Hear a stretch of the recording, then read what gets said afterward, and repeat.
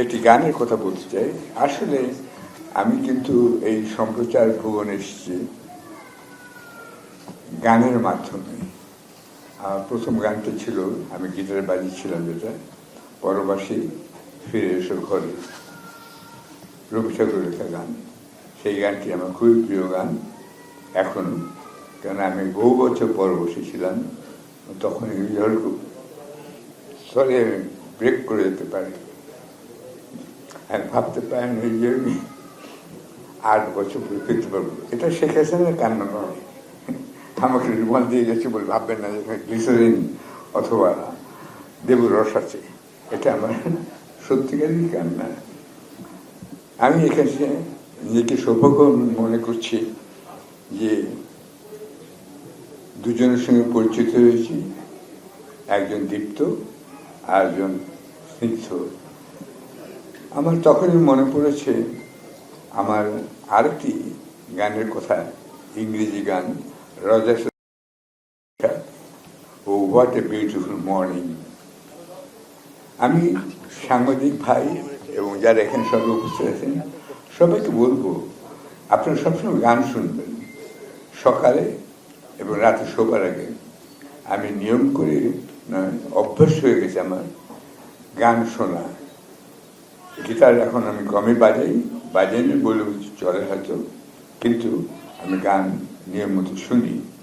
আর সেই জন্যই আমার একটি অতি প্রিয় গান, তার দুটি লাইন যখন এবার এসে দেখলাম দেয়ার লেখনে আছে, মুক্তির মন্দিরের সোপানতলে কত প্রাণ হলো বলিদান, লেখা আছে অশ্রু জলে। মুগ্ধ বাবা মাই এখানে জানেন তাদের ব্যথা, আর তার যমজ ভাই এখানে স্নিগ্ধ আছেন, তিনিও জানেন। কিন্তু ভেবে দেখুন, মুগ্ধ জনক জননী, আপনাদের যে সন্তান আপনারা হারিয়েছেন তাদের কিন্তু আপনারা হারাননি, তারা বেঁচে থাকবে। যদিও আমার সেই প্রিয় গান মুক্তির মন্দির সোপানতলের প্রিয় দুটি লাইন হচ্ছে, যারা স্বর্গগত তারা এখনো জানে স্বর্গের চেয়ে প্রিয় জন্মভূমি। তারা কি ফিরবে? আর আমার পাশে যখন স্নিগ্ধা মুক্ত বসেছিল তখন আমি তাই ভাবছিলাম হ্যামারস্টাইন, রজারসন হ্যামারস্টাইনের গানটির কথা, হোয়াট এ বিউটিফুল মর্নিং। এই স্নিগ্ধ একটি সকাল, আর কি আশ্চর্য একটি যোগাযোগ, একটি দীপ্ত ঘোষণা লন্ডনের প্রভাবশালী পত্রিকা দি ইকোনমিস্ট করেছে, বাংলাদেশ সেরা দেশ 2024 সালের। আপনারা হয়তো সবাই সেটা জানেন। এই সেরা দেশের পেছনে কন্ট্রিবিউশন আছে মুগ্ধ, স্নিগ্ধ, বড় দুজন যমজ ভাই, মাত্র 25 বছর বয়স। স্নিগ্ধ আর ফিরবে, মুগ্ধ আর ফিরবে না, স্নিগ্ধ আছে, তার বড় ভাই দীপ্ত আছে। এই দীপ্ত যে ঘোষণা আছে দিয়েছে ইকোনমিস্ট, তার জন্য আমি সত্যি বাংলাদেশের একজন নাগরিক হিসেবে গর্বিত বোধ করি, এবং আমি যে ফিরে আসতে পেরেছি সেই জন্য আমি কৃতজ্ঞতা জানাই মুগ্ধ, স্নিগ্ধ, দীপ্ত পিতামাতাকে, এবং আরও যারা সন্তান সন্ততি হারিয়েছেন তাদেরকে। প্লাস যে কথাটি আমার পূর্ববর্তী বক্তা বলে গেছেন, যারা আহত হয়ে এখনো পূর্ণ সুস্থ হয়ে ওঠার চেষ্টা করছেন, কতখানি হবেন জানে না। আমি নিজে অ্যাকচুয়ালি বলতে চাই না নিজের কথা, তো বলতেই হবে, কেননা আমি তো আমি, আমার কথা না বলতে বুঝবেন না জানেন কে।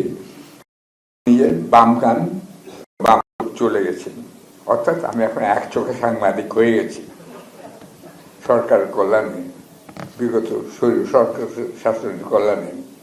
আমাকে যখন সলিটারি কনফাইনমেন্টে রাখা হয়েছিল 1 মাস, তখন আমার ব্রেন স্ট্রোক হয়েছিল।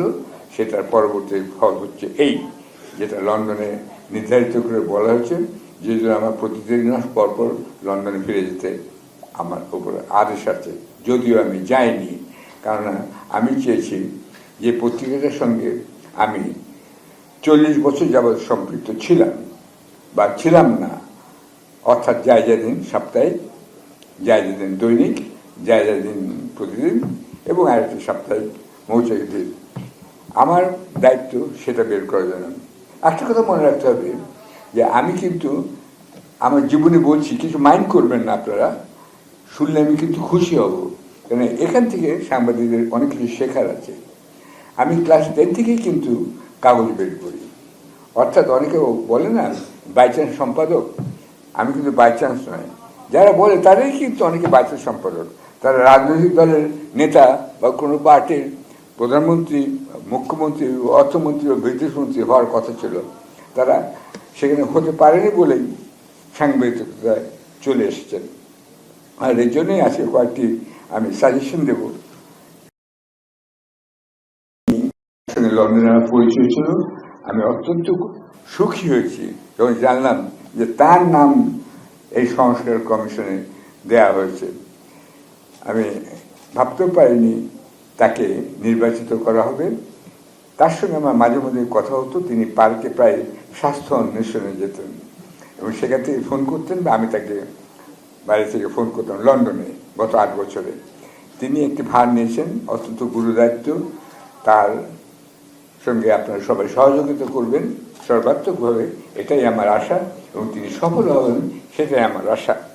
আচ্ছা, আমি এখানে বলতে চাই, এই যে গানটি আমরা গাইলাম, বললাম মুক্তির মন্দিরে, এটা মোহিনী রায়ের লেখা গান।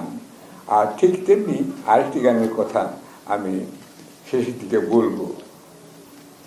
তার ছবি আমি নিয়ে এসেছি, সলিল চৌধুরী। তিনি আমার বলতে পারেন যে আমার অনেক অনুভূতি এবং প্রভাবের স্রষ্টা বা অনুপ্রেরণা। এটি আমারই বাড়িতে লন্ডনে তোলা ছবি, কেননা তার অনেক গান তিনি নিজে হয়তো ভুলে গেছিলেন, আমার কিন্তু মুখস্থ ছিল। তাকে যখন বলেছিলাম সে কিন্তু অবাক হয়ে গিয়েছিল। এবং আমার বাড়িতে তিনি বলছেন, তোমার বাড়িতে একটা পুরো রাত কাটাতে চাই, সেটা কিন্তু সেই ছবি। এরকম আরও অনেক ছবি আপনাদের দেখাতে পারি, কিন্তু আজকে দেখাবো না, পরে বলবো তার কথা। এখন আমি এখানে সম্মানিত যে সদস্য আছেন তার প্রতি কয়েকটা অনুরোধ করতে চাই। তিনি যেন সেটা রক্ষা করবার চেষ্টা করবেন, সেটাতে আমার আশা আছে। আমাদের নিউজ পেপারগুলো বা সম্প্রচার, এগুলোর মালিক কারা এটা খুঁজে বের করতে হবে। প্রকৃত মালিক কারা, কেন তারা মালিক হয়েছেন। আমি একজন খুব বড় টিভি মালিককে জানি। তিনি হঠাৎ আমার বাড়িতে এসে হাজির হন। তিনি আমাকে বলেন, তিনি জার্মানিতে অনেক পয়সা করেছেন, কিন্তু তিনি বিকেলবেলা পার্কে যেতেন বেড়াতে, গিয়ে দেখতেন যে বয়স্ক লোকরা আপনার চানা ছোলা ছিটি দিচ্ছে, কবুতরগুলো খাচ্ছে, টুকটাক খাচ্ছে। তো আমি তার সঙ্গে আপনার দেশে ফিরে আসার সম্পর্কটা কি? তখন বললো যে দেখুন, আমিও ভাবলাম আমি তো জার্মানিতে টাকা করেছি, কিন্তু এই প্রবীণ বয়সে বা বৃদ্ধ বয়সে আমাকে কিন্তু এই ছোলা খাওয়াতে হবে কবুতরদেরকে। আমি তো দেশে মানুষের জন্য থাকতে পারবো না, সেই জন্য আমি দেশে ফিরে যা মনস্থ করি। জার্মানি সব পাট গুটিয়ে তিনি ফিরে আসেন। এটা একটা ঘটনা বললাম। এখন আপনাকে দেখতে হবে কে কোন উদ্দেশ্যে রেডিও, টেলিভিশন এবং নিউজ পেপারের মালিক হচ্ছেন। আমার জানা মতে এখন ব্যক্তিগত মালিকানা, যেটা ছিলেন প্রয়াত মানিক মিয়া বা তোফাজ্জল হোসেন মিয়া, তিনি তার পত্রিকার মালিক ছিলেন। প্রতিষ্ঠিত হয়েছিল মৌলানা ভাসানের সহায়তায় এবং পৃষ্ঠপোষকতায়, কিন্তু ব্যক্তি মালিকানা ছিল সেই পত্রিকাটি। এরপরে সংবাদ ছিল ব্যক্তি মালিকানা, কিন্তু সংবাদের মালিক ছিলেন আহমেদুল কবির। তিনি একজন ব্যবসায়ী, চায়ের ব্যবসায়ী ছিলেন। পরে সেখান থেকে তিনি মন্ত্রী হয়েছিলেন। আর এখান থেকে আমরা ধরতে পারি যে চলে আসে পত্রিকার মালিকার প্রশ্নটি। কেন তারা পত্রিকার মালিক হতে চান, কেন তারা রেডিও টেলিভিশন মালিক হতে চান, এইটা কিন্তু খুঁজে বের করতে হবে। আপনারা জানেন যে এখন মাটির ব্যবসায়ী একজন আছেন, তিনি অনেক কৃতিত্ব দেখিয়েছেন, ভালো করেছেন। তিনি টেলিভিশনের মালিক, পত্রিকারও মালিক, আবার অধিকাংশ মালিকই কিন্তু গার্মেন্টস ফ্যাক্টরির মালিক।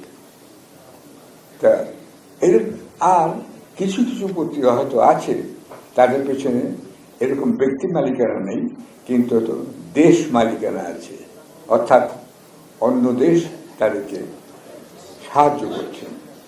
ইচ্ছে করলে আমি অনেক আগেই অনেক ধনবান ব্যক্তি হতে পারি, আমি হইনি। আমার দেশে একাধিকবার আমি বিশ্বাস করতাম না আগে কথা এগুলো, যে সত্যি সত্যি পত্রিকা বের করলে পরে কি টাকা পাওয়া যায়। কিন্তু আমি নিজে জানি যে আমাকে তো তারা দূতাবাস থেকে লোক, চূড়ান্ত পর্যায়ের লোকরা এসে অফার করেছে, কিন্তু আমি টাকা নিইনি। আমি এখন এটাও আর একটা কথা, মজার কথা বলতে পারি, জনৈক সম্পাদক যিনি এখন অপসারিত হয়েছেন, তিনি আমাকে জানিয়েছেন যে তিনি তার মালিকের চাইতেও বেশি ধনী লোক। কারণ সেই মালিকের সব টাকা প্রথম সপ্তাহের মধ্যেই কিন্তু তার বাড়ি থেকে দেশে এবং বিদেশে নিয়ে যাওয়া হচ্ছে এবং তার পরিবারের উপর নিষেধাজ্ঞা আরোপিত হয়েছে।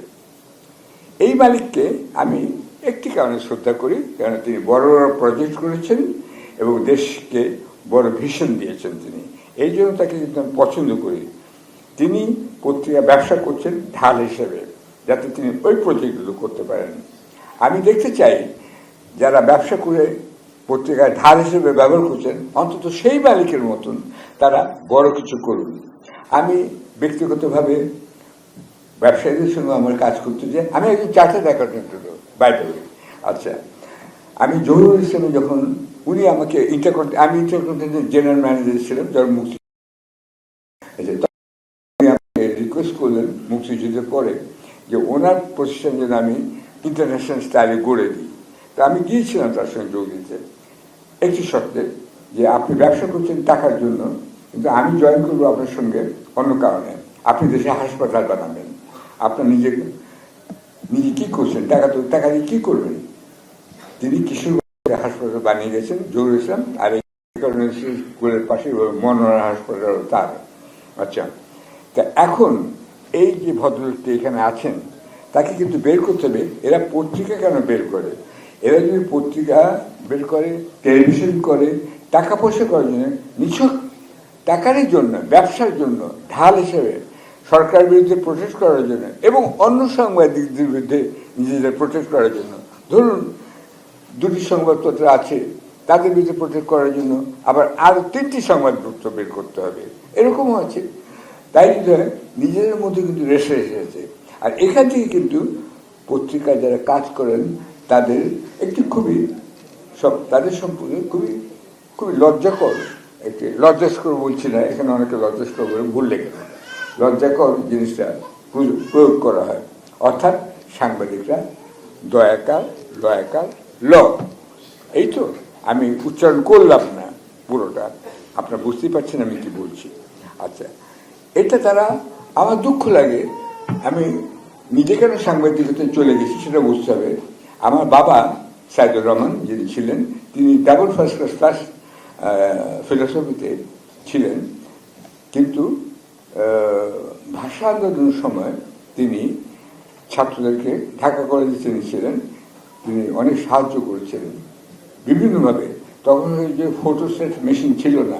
ওইখানে একটা জিনিস আপনার মনে রাখা উচিত, আপনার ভাষা আন্দোলন ভাবতেই 52 ভাবেন, আসলে ভাষা আন্দোলন কিন্তু আমি বলি 54।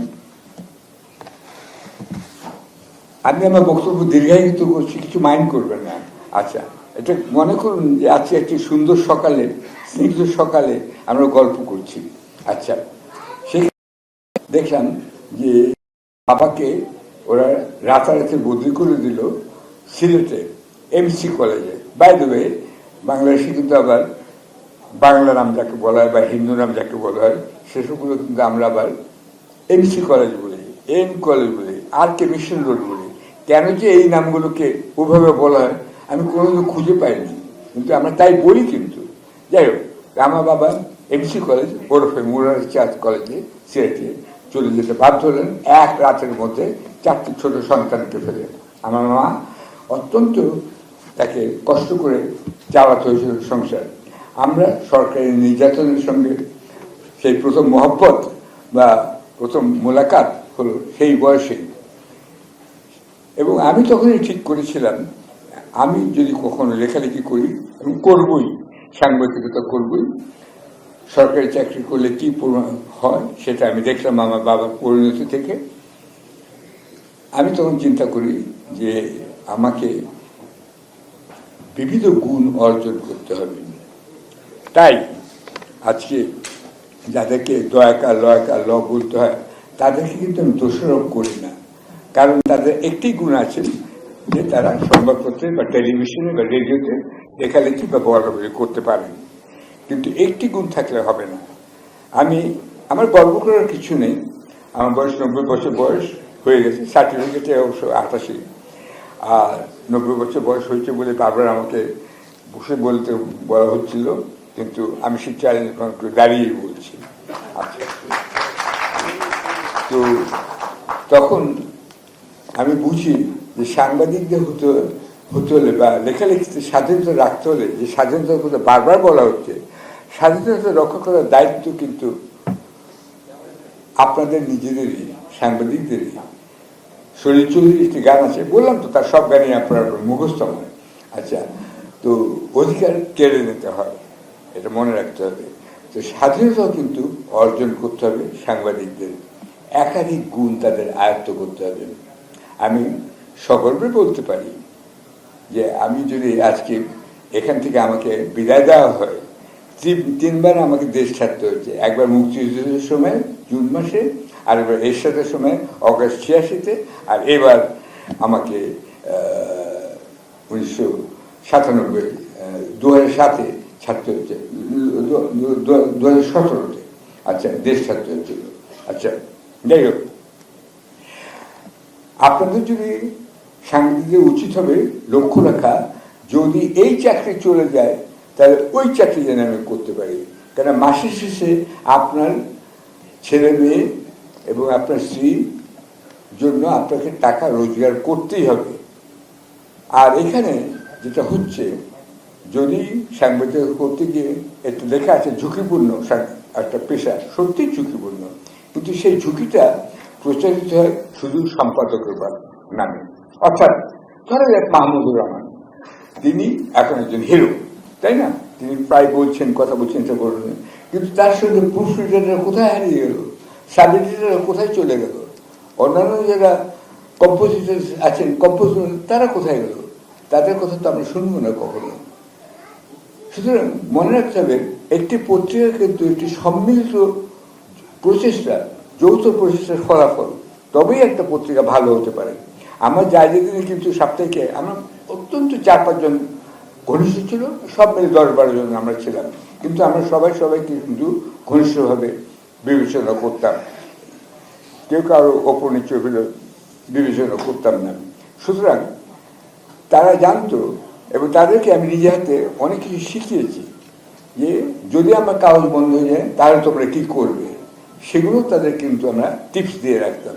সুতরাং সাংবাদিকদের স্বাধীনতা অর্জন করতে গেলে সেটা যে শুধু এই কমিশনের দায়িত্ব হবে তা নয়, সাংবাদিকদের নিজেদেরও ভাবতে হবে আমার আরও একটা গুণ থাকা উচিত।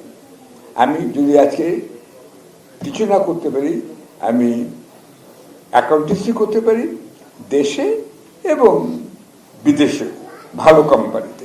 আমি প্যান আমেরিকানে কাজ করেছি, আমি আইটিতে কাজ করেছি, বিভিন্ন জায়গায় কাজ করেছি। ভালো হতে হবে আপনাকে। আর এই জন্যই কিন্তু আমি ইন্ডিয়া বয়কট নীতির বিরুদ্ধে।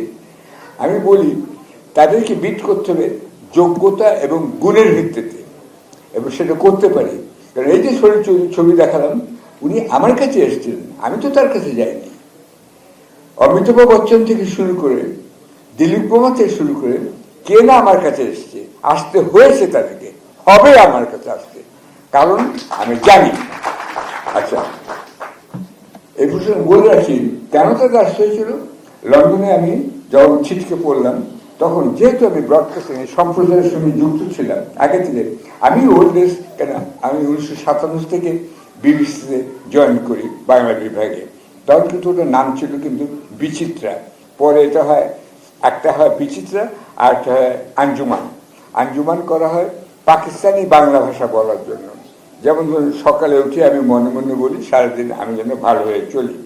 জিজ্ঞাসা করা হয়েছিল তোমাদের পাকিস্তানি বাংলাটা কি, বিবিসিতে জিজ্ঞেস করবে।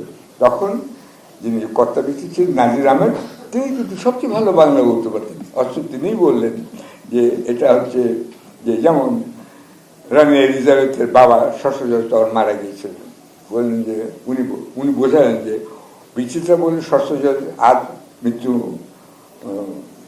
মৃত্যু হয়েছে, এইমাত্র রাজকুমারী এলিজাবেথ এসে পৌঁছেছেন লন্ডন শহরে।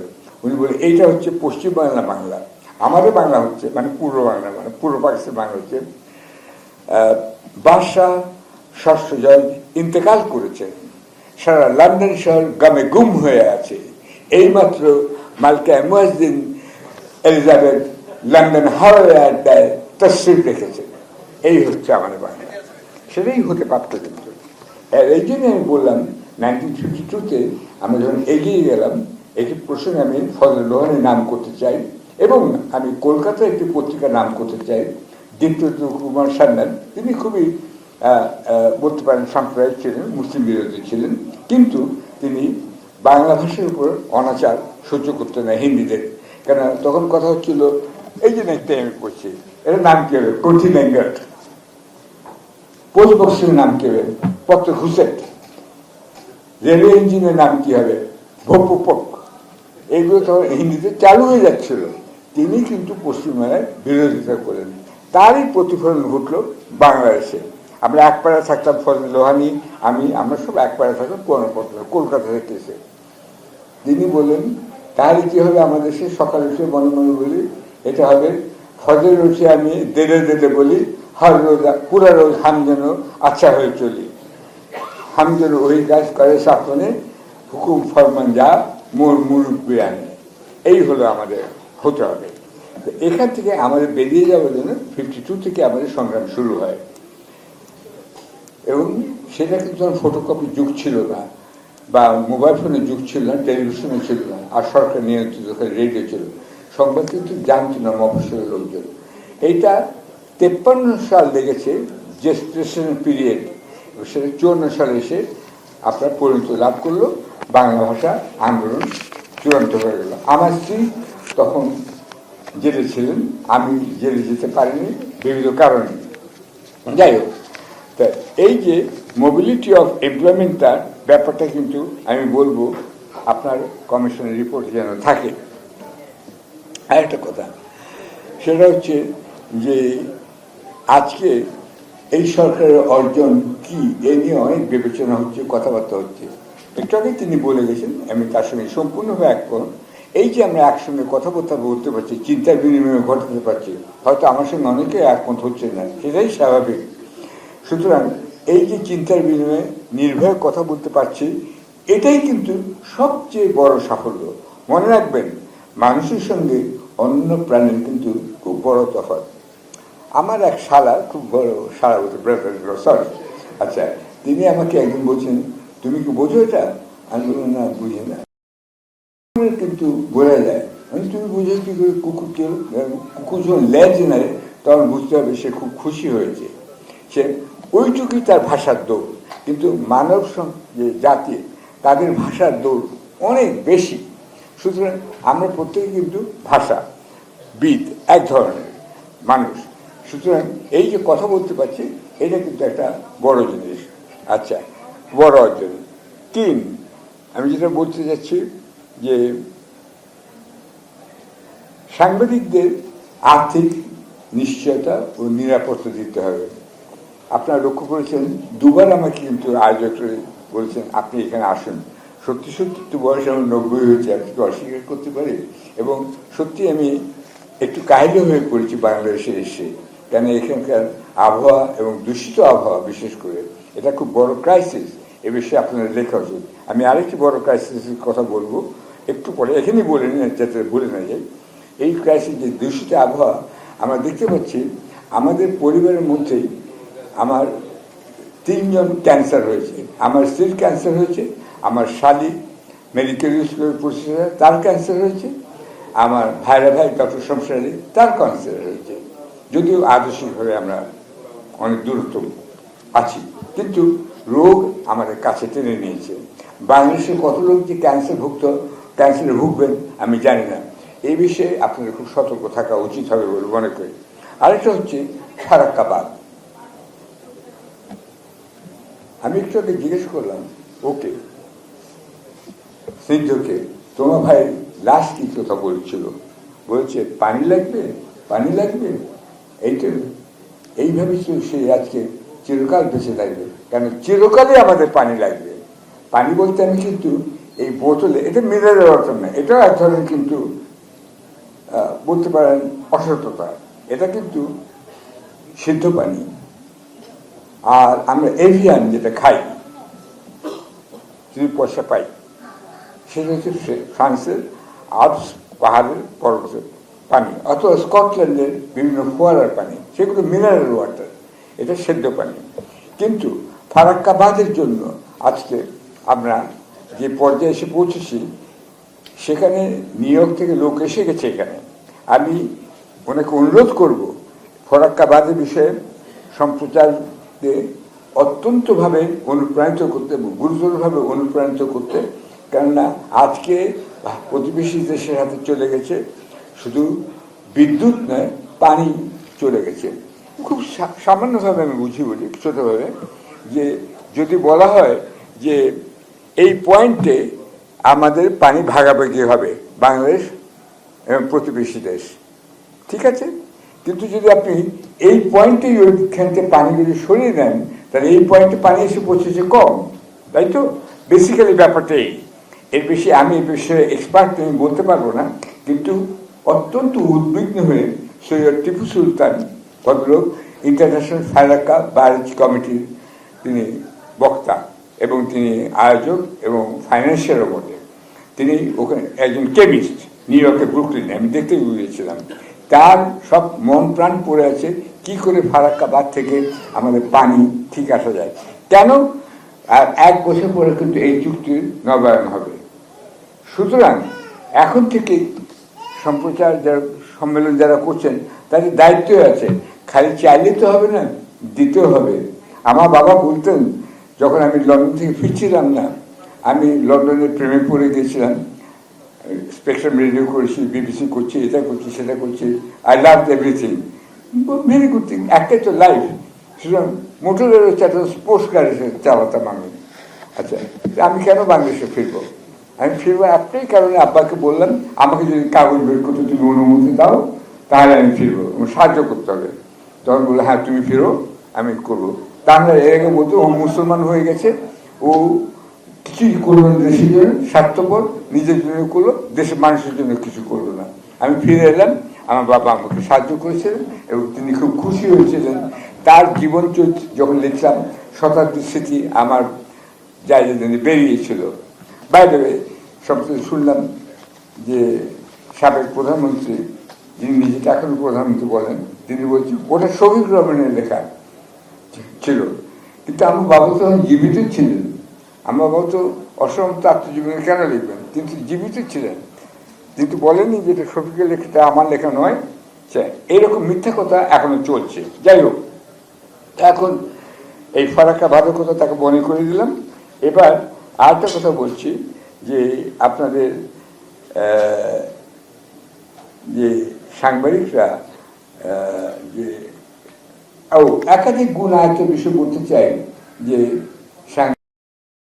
তারা পৃথিবীর 2 জন সাংবাদিকের কথা মনে রাখুন। একটা হচ্ছে সমারসেট মম, তিনি নোবেল প্রাইজ পাননি বটে, অনেক কারণে দেওয়া উচিত ছিল। আরেকটা হচ্ছে ফ্রেডারিক ফরসাইথ, যিনি ব্রিটিশ এয়ারফোর্সের 2nd ওয়ার্ল্ড ওয়ারের পাইলট ছিলেন। তিনি ডেইলি এক্সপ্রেসেরও কর্মকর্তা ছিলেন, ছেড়ে দিয়ে তিনি উপন্যাসে লেখালেখিতে চলে গেছেন, সাংবাদিকতা ছেড়ে।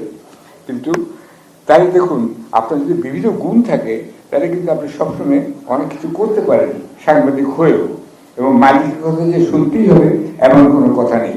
মালিক তো চাইবেই যে আপনি তার DALL হন, কিন্তু তার কাছ থেকে পরিত্রাণ পেতে হলে আপনাকে বুকচিতে চলতে হলে পরে আপনাকে কিন্তু কিছু গুণ অর্জন করতেই হবে, এটা বললাম। আচ্ছা, আর এবার আসছে ক্ষতিপূরণের ব্যাপারটা। এই যে মাহমুদুর রহমান সাহেব যখন জেলে গেলেন, আমি ওনার কাগজে কখনো লিখিনি, এবারে লিখছি, কালকে বোধহয় বেরোচ্ছে। তিনি আমাকে অনুরোধ করেছেন, কারণ জেলে তিনি আমার অনেক খেয়াল খবর করেছিলেন, আমার জন্য অনেক চেষ্টা করেছেন যাতে আমি ভালো থাকতে পারি, এবং অন্যান্যদের জন্য কাজকর্ম করেছিলেন। তার অনেক চরিত্রের বিভিন্ন দিক আছে, তার চরিত্রের অনেক দিক আছে, কিন্তু একটা দিক যে তিনি খুব ফেয়ার হতে চান, ঠিক আছে। এখন এই পত্রিকাতে যে চালু করতে গেলে পরে আমাকে অনেকে জিজ্ঞাসা করে যে কবে আপনার পত্রিকা যায় যেদিন বেরোবে। একশো কথা ভুলে যান, সব কিছু পেছনে চালিয়ে শক্তি হচ্ছে টাকা, দয়াকার কয়াকার, তাই তো। আজকে এই প্রসেসর করতে টাকা লেগেছে, এখন একদম মাইক্রোফোন হায়ার করতে অথবা লাইট জ্বালাতে সব কিছু টাকা তো লাগে, টাকা লাগবে। এখন যে পত্রিকা করতে গেলে আপনার বেরোতে গেলে পরে মাহমুদুর, তখন আমি ক্যালকুলেট করেছিলাম 200 কোটি টাকা লাগবে যদি মাহমুদুর রহমানের কাগজ যখন নেওয়া হলো এবং মাহমুদুর রহমানের জেলে যাওয়া হলো। আমি বারবার বলছি তার সঙ্গে আমার কোনো রাজনৈতিক মিল নেই, কিন্তু তারপরেও একজন সাংবাদিক সম্পাদক হিসেবে আমি ক্যালকুলেট করেছিলাম। এটা ভুলে গেলে চলবে না যে রাজনীতি করে যারা জেলে যান তারা পরবর্তীকালে এমপি হন, মন্ত্রী হন এবং বড় ব্যবসা, এবং যারা একটা পত্রিকা বের করেন সম্পাদক, তিনি হয়তো সম্পাদক আবার ফিরেও পেতে পারেন, নাও পেতে পারেন, বাদ বাকি জন্য কি হয় কে জানে। কিন্তু এটা অন্যায়। আমি মনে করি যেসব পত্রিকা সরকার দ্বারা নিগৃহীত হচ্ছে, নির্যাতিত হচ্ছে, তাদের সম্পাদক এবং অন্য সব কর্মীদেরকে একটা কম্পেনসেশন দেওয়া হবে। এই কম্পেনসেশন বা ক্ষতিপূরণটা কোথেকে আসবে? আসবে তাদের কাছ থেকে, যারা সেই ব্যবসায়ীদের কাছ থেকে যারা দেশকে দুর্নীতির জন্য এই আজকে দুরবস্থা নিয়ে গেছেন, তাদের টাকা থেকে আমরা এই সম্পাদক এবং এই সাহিত্যিক, এই প্রাবন্ধিক, এই প্রুফরিডার, তাদেরকে যেন না গত 5-6 বছর, 7 বছর, 8 বছর যায়, আমার কাগজ তো 17 বছর ধরে আমি হারিয়েছি। আচ্ছা যাই হোক, এইগুলো যেন আমরা দিতে পারি, নইলে পরে ছবি তুমি কবে কাগজ বের করবে, এটা ফালতু কথা। আমি কোথায় বের করবো? আমি তো দুর্নীতি করিনি যে আমার পকেট টাকা আছে আমি বের করবো, বললেই হলো। আমাকে ইলেকট্রিক বিল দিতে হবে, আমাকে মাসে শেষে বেতন দিতে হবে। এই দায়িত্বটা কার? তোমরা যারা সরকার আছো তোমাদের দায়িত্বটা, এটা আমি বলেওছিলাম। কারণ সেই দিন মিটিংয়ে মির্জা ফখরুল আমার বাম পাশে ছিলেন এবং বেগম খালেদা জিয়া সামনে ছিলেন। তখন আমি বললাম, দুটি জিনিস আপনার কাছে অনুরোধ করছি। খালেদা জিয়াকে বললাম, আঙুল দেখিয়ে, আপনি যখন আবার প্রধানমন্ত্রী হবেন, যদি হতে পারেন, তাহলে পরে আপনি এই আমাদের পত্রিকার যারা সকল কর্মচারী আছে তাদের ক্ষতিপূরণের ব্যবস্থা করবেন, এবং এরকম ভবিষ্যতে নির্যাতিত সব পত্রিকারই জন্য ব্যবস্থা করবেন। একটা আইন পাশ করবেন, কিন্তু আইন পাশ করতে সময় লাগবে। একটা এক্সিকিউটিভ অর্ডারে, নির্বাহী আদেশে 7 দিনের মধ্যে এদের ছেলে মেয়েদের ব্যবস্থা করে দেবেন, যাদের স্কুলে পড়াশোনা হয়নি বা যাদের বউরা ইনকাম করতে পারেনি, খাওয়া দাওয়া হয়নি, পুষ্টি হয়নি, ব্যবস্থা করবেন। এটা আমি বলছিলাম। আরেকটা কথা আমি বারবার বলছি, আমি যখন কাগজ বের করলাম তখন দেখলাম মফস্বল থেকে যেসব সাংবাদিকরা আসেন, তারা সারা কোচে ট্রাভেল করে সে চোখ ঢুলু ঢুলু থাকে, থাকার জায়গা নেই কোনো, তারা কোনো আত্মীয়স্বজন বন্ধু বান্ধবের বাড়িতে এখানে সেখানে থাকে। সেটা ঠিক নয়। তারা আসছে একটা পত্রিকার হেড অফিসে, একটা সম্মেলনে আসছে, তারা গর্বিত বোধ করে, কিন্তু এসে তারা সেই গর্ব তাদের হারিয়ে যায়। তাদের থাকতে হয় ভিক্ষা করে অন্যের বাড়িতে, চলতে হয় কষ্ট করে, এটা ঠিক না। যদি ঢাকা ক্লাবের গেস্ট হাউস থাকতে পারে, উত্তরা ক্লাবের গেস্ট হাউস থাকতে পারে, গুলশান ক্লাবের গেস্ট হাউস থাকতে পারে, তাহলে কেন প্রেস ক্লাবের গেস্ট হাউস থাকবে না? সুতরাং প্রেস ক্লাবের গেস্ট হাউস থাকতে হবে। আমি শুনেছি, এবার এসে খোঁজ নিয়েছে, এসে শুনেছি প্রেস ক্লাবের গেস্ট হাউসে বলে ফাউন্ডেশন দেওয়া হয়েছে। এটা আপনারা কিন্তু আশা করি এটাও তিনি মনে রাখবেন, কারণ মফস্বল সংবাদদাতারা কিন্তু প্রাণ, এটা বুঝতে হবে। আমাদের দেশ কিন্তু এটা ঢাকা কেন্দ্রিক সংবাদপত্র, ঢাকা কেন্দ্রিক সম্প্রচার। আমি জানি না এখানে মফস্বল থেকে কেউ এসছেন কিনা বা কতজন এসছেন, হয়তো কেউই নেই, হতেও পারে, সেটা আমি জানি না। কিন্তু আমাদের দেশটা তো ঢাকা নয়, আমাদের দেশটা পুরো বাংলাদেশ, এটা বুঝতে হবে। এই জন্য আমি সবাইকে বলি, এসো। আমি কেন জানি সেটা একটা কারণ আছে। আমি নিজে একটা চলন্ত বিজ্ঞাপন, যেহেতু আমি টেলিভিশনও করি, সেহেতু আমি যখন যেখানে যাই অডিট করতে, তখন আমাকে মনে করে আমি অডিট করতে এসেছি, কিন্তু বুঝতে পারি যে আমি টেলিভিশন লোক দেখি, তখন আমাকে অনেক গোপনে অনেক কথা তারা বলতো। এই জন্য আমি বাংলাদেশে যত জুট মিল, টেক্সটাইল মিল, বলেন ফার্টিলাইজার, এগুলো আমি অডিট করতে যেতাম। কারণ আমার ফার্ম আমাকেই বলতো, তুমি মফস্বলে যাও, তোমার বউ তো লন্ডনে থাকে, তুমি ঢাকার বাইরে যাও। আমি যেতাম, মনের খুশিতে যেতাম। সেই হিসেবে কিন্তু আমার টেক্সাস তুলে দেখা না হলেও বাংলাদেশের অধিকাংশ জায়গা আমার দেখা হয়ে গেছে এবং আমি জানি। এবং আরেকটা কথা আরেকভাবে জানি, যেহেতু জায়জাদের প্রথম পত্রিকা যারা প্রথম আহ্বান করে ফেসবুকের আগে, আমি বলতে চাই এখানে গর্বের সঙ্গে যে তোমরা তোমাদের নাম ঠিকানা দাও, মোবাইল ফোন নাম্বার দাও। আমি আমার প্রত্যেকটা লেখা নিচে লেখা থাকতো যে এটা ঝিকর গাছা থেকে, শৈলকোপা থেকে, আপনারা যারা সাপ্তাহিক জায়গা পর্যন্ত তারা তো জানেন। এটা খুব ইম্পর্টেন্ট। সারা দেশকে কিন্তু সম্পৃক্ত করতে হবে পত্রিকার সঙ্গে। মফস্বল সংবাদদাতা শুধু এটা হবে না, পাঠকদের সম্পৃক্ত করতে হবে, শ্রোতাদের সম্পৃক্ত করতে হবে, দর্শকদের সম্পৃক্ত করতে হবে। এটা হচ্ছে আমার আরেকটা অনুরোধ।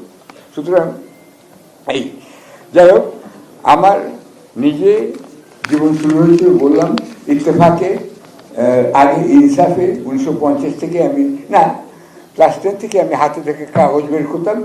সচিত্র ট্রেন তার নাম ছিল, পাওয়া গেছে তার একটি কপি বাতিল মক্ষণে বিক্রি হচ্ছিল। আমার এখানে একজন সহকর্মী আছেন মাহমুদুজ্জামান, তিনি সেটা পাইছেন, তার চোখে পড়ে তিনি কিনে সেটা বাঁধিয়ে আমাকে উপহারও দিয়েছেন, ধন্যবাদ তাকে। আচ্ছা, তারপরে আমি দৈনিক ইনসাফে যোগদান করি। সেখানেও সেই টাকার সমস্যা। গিটার শিখব বলে আমি কিন্তু জয়েন করেছিলাম, মাসে 55 টাকা বেতন, অর্থাৎ 2 মাসে 110 টাকা হবে। তখন সমদাসের বাবা যতীন দাস গিটার বিক্রি করতেন। আমি চিন্তা করলাম 2 মাস যদি কাজ করি স্পোর্টস রিপোর্টার হিসেবে, তাহলে আমি 100 টাকা আমি পেয়ে যাবো, অন্তত পক্ষে আমি একটা গিটার কিনতে পারবো। তখনকার যুগে গিটারের দাম 100 টাকা ছিল। আচ্ছা, আর আমি কোনো খেলাধুলা, আমি স্পোর্টস জার্নালিস্ট হিসেবে শুরু করেছি ইত্তেফাকের শেষ দিন পর্যন্ত, বিদেশ যাওয়া পর্যন্ত স্পোর্টস জার্নালিস্ট ছিলাম, ইত্তেফাকের প্রথম দিন থেকে 1997 নভেম্বর পর্যন্ত। আচ্ছা, কিন্তু খেলাধুলায় আমার কোনো কৃতিত্ব নেই। ক্রিকেটে আমার হাইয়েস্ট স্কোর 0, কেননা আসলে আমি হালকা পাতা ছিলাম, আমাকে কেউ ডাকতো না। ফুটবল টিম গঠন করা হলে আমাকে গোলকিপারের পোস্টও আমাকে দিত না, বলে ঠিক তুমি বসে বসে স্কোর লেখো। ওই স্কোর লেখা থেকেই কিন্তু আমি স্পোর্টস সাংবাদিক হলাম এবং বিবিসিতেও আমি সবসময় স্পোর্টস সাংবাদিকত্ব করেছি। এখনও আমার খুব ইন্টারেস্ট স্পোর্টসে। আমি জানি দেখি, এখানেও আমি চেষ্টা করেছি আমি না জেনে কিছু না লিখবো না, জেনে লিখতে হবে। কথা একটা বলতে চাই আজকে সাংবাদিকদের, এখানে সাংবাদিকদের মূল মন্ত্র দিয়ে গেছেন, কিন্তু যেমন আমার আছে লা ইলাহা ইল্লাল্লাহ, যেরকম আছে সংবাদ জগতের মূল মন্ত্র কি হয়তো অনেকেই জানেন, হয়তো কেউ কেউ জানেন না। সেই মূল মন্ত্রটা বলে দিচ্ছি, যেটা আশা করি আপনার রিপোর্টে প্রথম পৃষ্ঠাতে থাকবে। এই হচ্ছে মূল মন্ত্র। ফ্যাক্টস আর opinion is free, but facts are secret. অর্থাৎ আপনি যে কোনো মতামত দিতেই পারেন, অসুবিধা নেই, কিন্তু যখনই আপনি কারণ কিছু বলতে চাইবেন, ফ্যাক্টস অর্থাৎ তার জন্ম বৃত্তান্ত, তার জেলা কোথায়, ঠিকানা কোথায়, বয়স কোথায়, এসবই কিন্তু আপনাকে সঠিক বলতে হবে।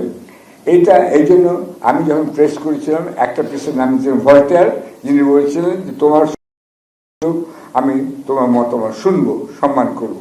আর সিপি স্কট, যাকে পৃথিবীর সেরা এডিটর বলা হয়, গার্ডিয়ানে ছিলেন, তিনি মারা গেছেন। আচ্ছা, তিনি বলে গেছেন opinion is free, facts are secret. এটা মনে রাখতে হবে আপনাদেরকে। আর এখানে আরেকটা কথা বলতে চাচ্ছি, নিউজ পেপার আর সম্প্রচার অর্থাৎ টিভি এবং টেলিভিশনের মধ্যে একটা বিরাট তফাৎ আছে। যেহেতু 3টি মিডিয়াতে আমি কাজ করেছি এবং একটি মিডিয়া আবার আমি লন্ডনে প্রতিষ্ঠাও করেছি, স্পেকট্রাম রেডিও, ওই জন্যই কিন্তু শরীর চৌধুরী আমার কাছে এসেছিল। কেন আসতে হয়েছিল, অমিতাভ বচ্চনকে আসতে হয়েছে বারবার, ইমরান খানকে আসছে, ইমরান খান আমার কাছে অন্তত 12 বার এসেছেন বলতে পারি। এতে আসতে হয়েছে এই জন্য যে এই সম্প্রচারটার জন্য তাদের দরকার পত্রিকাকে, সাংবাদিকদেরকে। আমি যে ইমরান খান এসেছি, ইমরান খান আসতেন, তার মায়ের ক্যান্সার রোগের চিকিৎসার হাসপাতাল করেছেন তিনি, সেই টাকাটা সংগ্রহ করতে। অমিতাভ বচ্চন আসছেন, তার শো হবে। কিশোর কুমার আসছেন, তার শো হবে। রাহুল বর্মন আসছেন, শো হবে। শোগুলো বিজ্ঞাপন তো দিতে হবে, জানতে হবে মানুষের কোথায় শো হবে, কবে হবে, কত টাকা টিকিটের দাম। এগুলো ওই ইন্টারভিউ দিতে তখন আবার আমার নাম যেহেতু নিজে পরিবর্তিত করেছে, আমার নাম ছিল শফিকুর রহমান, কিন্তু ভাগ্যিসে করিনি, ওই নামটা রাখিনি আমি কেন এখন কতগুলো শফিকুর রহমান ভেবে দেখেন। আচ্ছা, আমি কিন্তু আমার নাম করেছি, এটা ভালো দিকও আছে, খারাপ দিকও আছে। আমি আমার নাম প্রথম শফিকুর রেহমান রাখলাম, তারপরে দেখলাম যে কুরকুরে এটা আমার ভালো লাগে। আচ্ছা, তখন আমি শফিক রেহমান করলাম। কিন্তু আমার মনে হতো আমার নামটা আবার লাকি, কেন পড়াশোনা না করে আমি কী করে এত ভালো করছি বিলেতের মতো জায়গায়। আমি কখনো ফেল করিনি এবং পরীক্ষা ভালো করতাম বলেই আমার ভালো চাকরি পরীক্ষা পাশের আগেই হয়ে থাকতো। যাই হোক, সেই জন্য যেদিন পাশ করলাম, আমার ইনস্টিটিউট লিখে পাঠালো তুমি পাশ করেছো ফার্স্ট অ্যাটেম্পটে, তখন আমি তাদের লিখলাম আমাকে সার্টিফিকেট দিও না, আমি আমার উকিলের কাছে যাচ্ছি, ডিড ফোল্ড করে আমার নাম আমি চেঞ্জ করলাম শফিক রেহমান। এখানে শফিকটা কিউ না কেন, মানে কে কেন, তখন কিন্তু কে খুব প্রচলিত ছিল, কেনেডি কে, ক্রুশ্চেভ কে, এইগুলো দুইটা কে এন্ড কে খুব নাম ছিল তখন, কেনেডি ভার্সেস ক্রুশ্চেভ চলছে। আমি দেখলাম এই কেটা দিতে হবে আমার নামের মধ্যে, সেই জন্য আমার নাম আমি শফিক রেহমান করলাম, REHMAN। আচ্ছা, যাতে কনফিউশন হয়। নামটা খুব ইম্পর্টেন্ট এই জন্য যে নামই কিন্তু আপনার ব্যক্তিগত সাইনবোর্ড। এখন দেখুন, ডক্টর শফিকুর রহমানকে বলতে হবে আমি ওই ডক্টর শফিকুর রহমান, আরেক ডক্টর শফিকুর রহমান আমি ওই শফিকুর রহমান। সেই জন্য নামের ব্যাপারে আমি খুব সতর্ক। আর সেই জন্যই স্নিগ্ধ, মুগ্ধ এবং দীপ্তর বাবা মাকে অনেক ধন্যবাদ জানাই। তারা অনেক চিন্তা ভাবনা করে লিখেছিলেন, কতখানি চিন্তা ভাবনা করলে এরকম জনজননী হতে পারে, আমার 3 ছেলে মেয়ের নাম এরকম হবে, এবং তাদের 3 ছেলের মধ্যে একজন আজকে হারিয়ে গেছে, আমার দুঃখ লাগে।